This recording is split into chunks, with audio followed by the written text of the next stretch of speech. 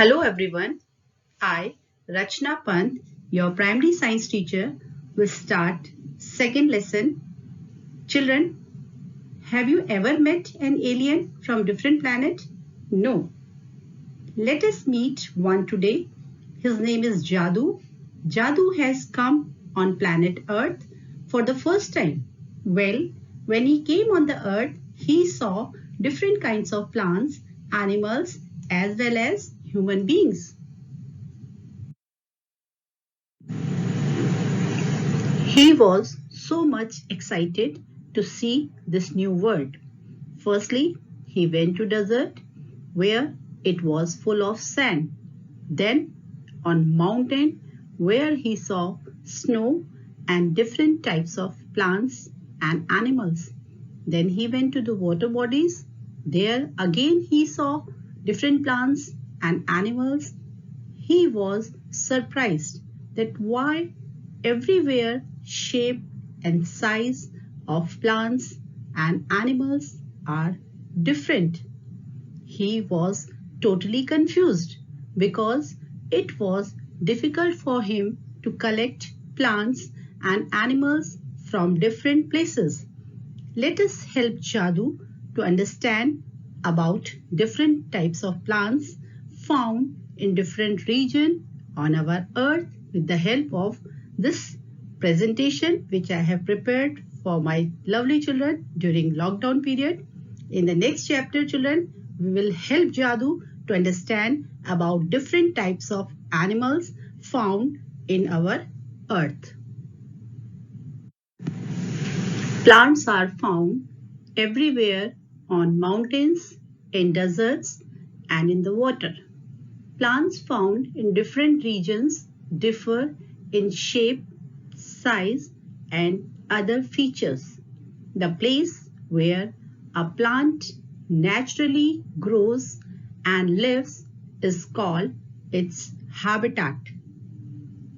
Habitat of a housefly is very different from a bird. Similarly, habitat of a peepal tree is different from that of a lotus plant. Plants and animals living in different habitats show some modifications in their structure or body parts. Plants have special features that help them to survive in a particular habitats. Ability of an organism to adjust to its surrounding is called adaptation. Children, here we have used the word organism, means living organism, whether it is plant or animals. Children, you all can keep your body cool in summer by using AC, fan and cooler. Your classroom also has AC to give you cooling effect, but plants do not have this facility. So they have special features in their body to adjust according to their environment. Based on their habitats, plants can be divided into two groups: terrestrial plants, aquatic plants. Terrestrial plants. Plants that grow on land are called terrestrial plants. Terrestrial plants include plants that grow in plains, in hilly areas, in deserts, in coastal areas, and in marshy or swampy areas. Aquatic plants. Plants that live in water are called aquatic plants. These plants are of three types: floating plants, fixed plants, and underwater plants. Large, flat areas of land are called plains. The plants growing in plains shows the following adaptations. Plants have many branches with big and broad leaves to capture sunlight to prepare their food. The large surface area of leaf allows lot of water to evaporate by the process of transpiration. The large surface area of leaf means they have broader leaf lamina or leaf blade, which we have read in the previous chapter. So it helps to increase the rate of transpiration. What is transpiration? The process of removing excess water from the plant is known as transpiration. Children, it helps the plant in exchange of gases. You know that plants take carbon dioxide and they release oxygen during photosynthesis. And second advantage of transpiration is it provides coolness to the plant body. Some plants shed their leaves in winter. They grow new leaves in spring. These trees are called deciduous trees. Example, banyan, peepal, mango. Plants like tea, coffee, rubber, coconut grow best where it is hot and wet. That is, weather is humid. The presence of water vapor is too high. These plants are known as evergreen trees because they do not shed their leaves in winter.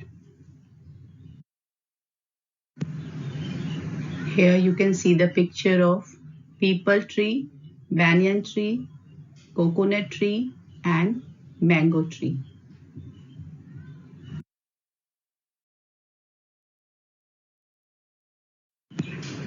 Highly raised areas of land are called mountains. The climate here is colder than the plains.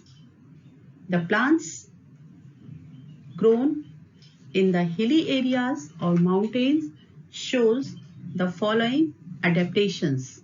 They are usually tall, straight and cone shaped. Cone means, children, they are pointed at the top and broader at the base. This allows the snow to slide off easily. Their branches are also sloping. They have the small needle-like leaves with wax-like coating on them to prevent damage from snow. These trees do not bear flowers. Instead of flowers, they have cones which bear seeds. Therefore, these trees are called conifers. Children, I have shown you the structure of cones.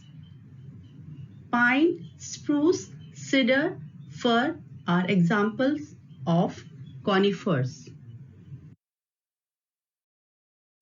In this slide, children, you can see some of the conifers like cedar, spruce, fir and pine. Here you can see very well they all are cone shaped. That is narrow at the top, broader at the base. They have shorter and sloping branches so that snow can slide off easily. They are tall so as to receive maximum sunlight. Plants grown in coastal areas.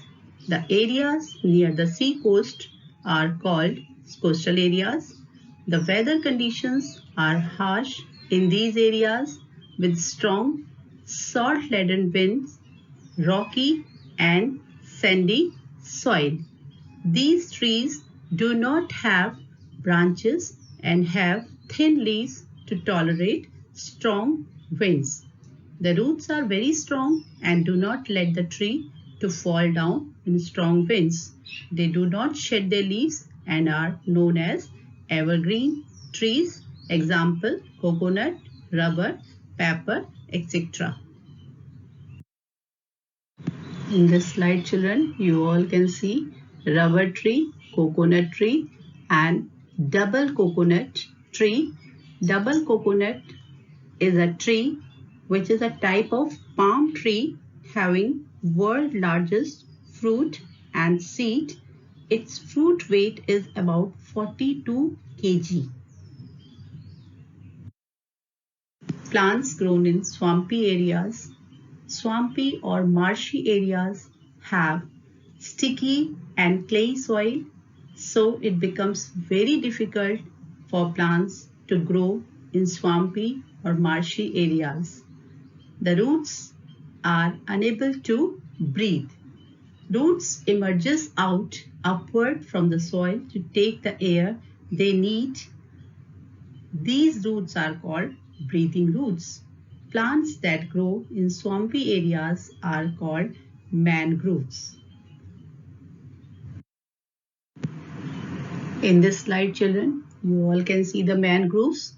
The area is totally waterlogged and some of the roots are coming out and they are known as breathing roots. They help to take oxygen from the environment as this soil has deficiency of oxygen due to the waterlogged area. Deserts are very hot and dry regions as they receive very little rainfall. The plants grown in deserts show the following adaptations. The stem is thick, green, fleshy, leaf-like that prepare food for the plant.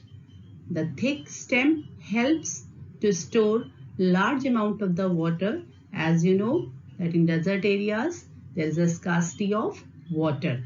The leaves are reduced to spines. This helps the plant to prevent loss of water from the leaves due to transpiration. These leaves in the form of spines or thorns protect the plant from being eaten by animals. Their roots spread deep and far under the soil so that they can absorb even the small amount of the water. Example, cactus, date palm, etc. In this picture, you can see the desert plants. They have thick stem with needle-like leaves.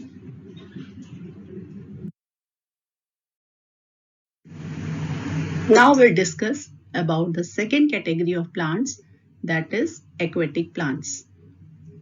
They are of three types: floating plants, fixed plants, underwater plants or submerged plants. Firstly, we'll discuss about the floating plants.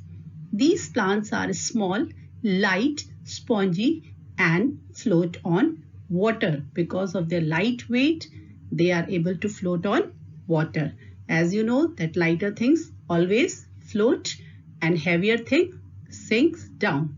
The plants are not rooted to the soil in the water bed. That means their roots are not fixed to the soil. Example, duckweed, water hyacinth, water lettuce. Now, fixed plants. They have roots which are fixed to the bottom of the water. They have long, hollow stem to reach the surface of the water. They have broad and waxy coated leaf to prevent them from rotting. Example, lotus, water lily. Underwater plants or submerged plants. These plants have narrow leaves without any stomata. They breathe through the surface and keep the water clean. Example, tape grass and pondweed. In this slide, you can see the picture of floating plants and fixed plants. Floating plants, duckweed and water lettuce.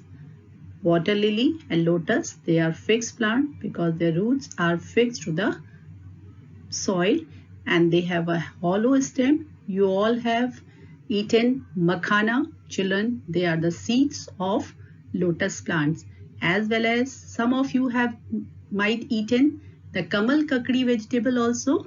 It is also the stem of lotus. Here you can see the picture of hydrilla and tape grass. They are submerged plants. Children, you might have seen hydrilla in the aquarium also. Hydra provides oxygen to the fishes and keep the aquarium clean also.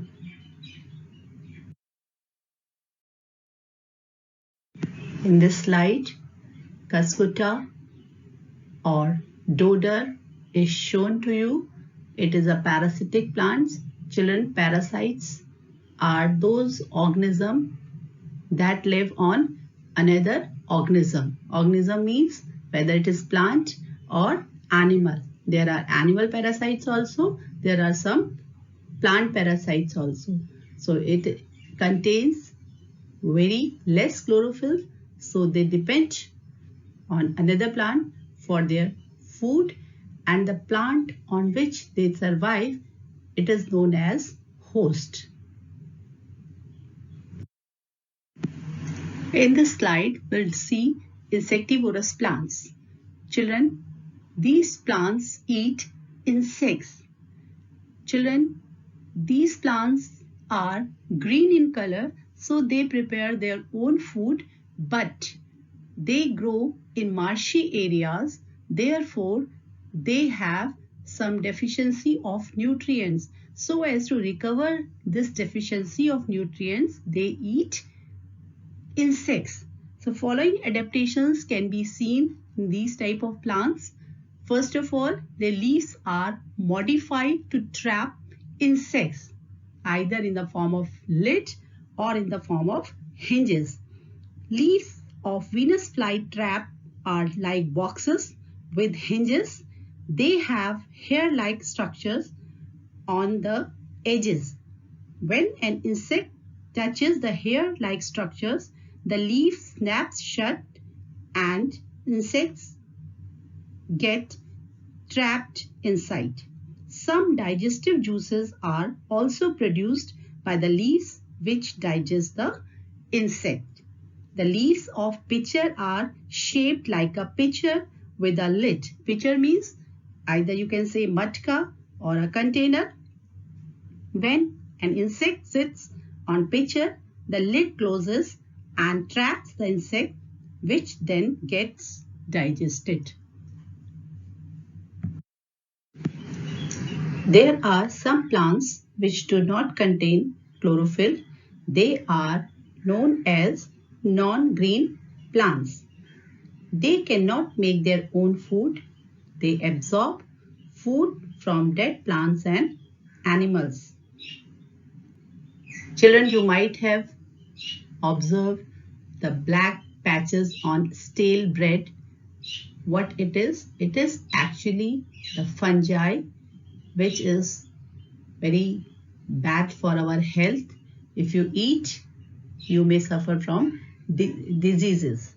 There are some useful fungi also, like mushroom, which you eat with the vegetable. Plants are useful to us in many ways. Apart from giving oxygen for our breathing purpose, plants provide us many fruits, vegetables, cereals, etc.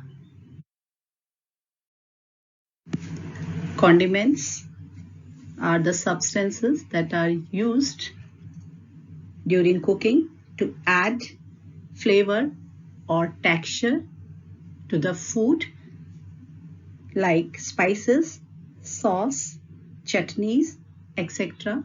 When you add to your food item, they give specific flavor and taste to your food. These condiments we get from plants.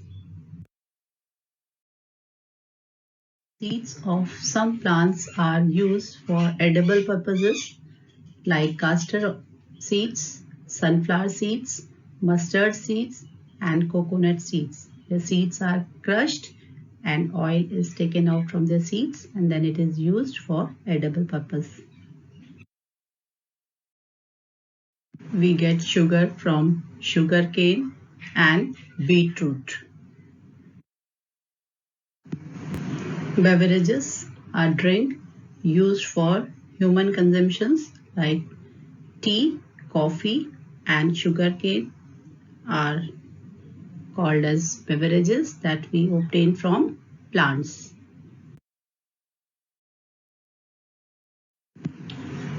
Here are some plants by which we obtain wood, like maple, cedar, oak, willow, spruce, pine, palm, etc.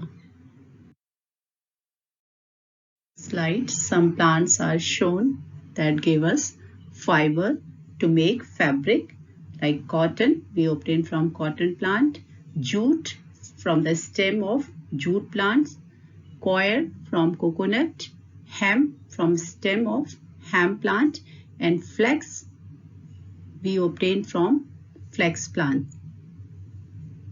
That is ulsi, its seeds are also useful, as well as hemp. All parts of the plants are very useful.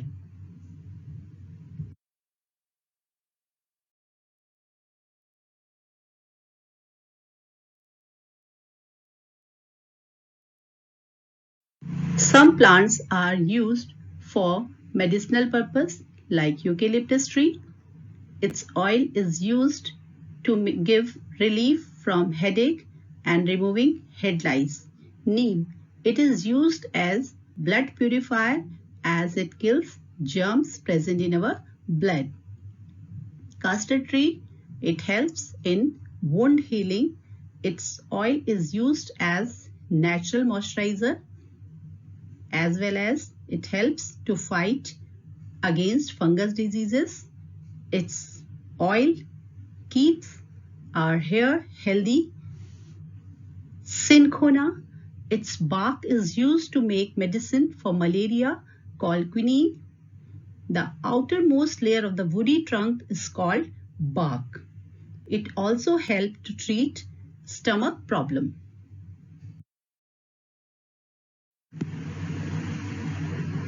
We get rubber from rubber trees.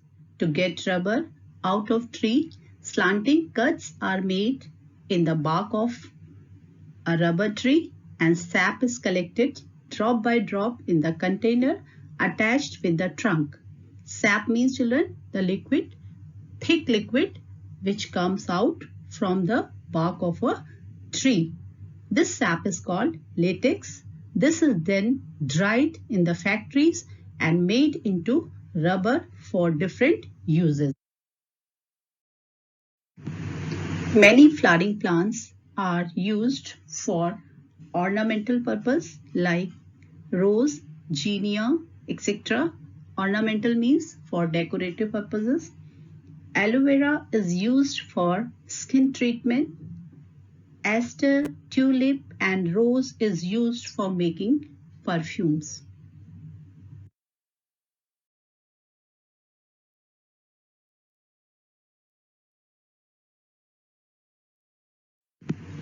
I think, children, you all would be able to understand now how plants are adapted according to their surroundings and how much they are useful to us. Hence, we should take care of them, save trees, save our earth planet. Thank you.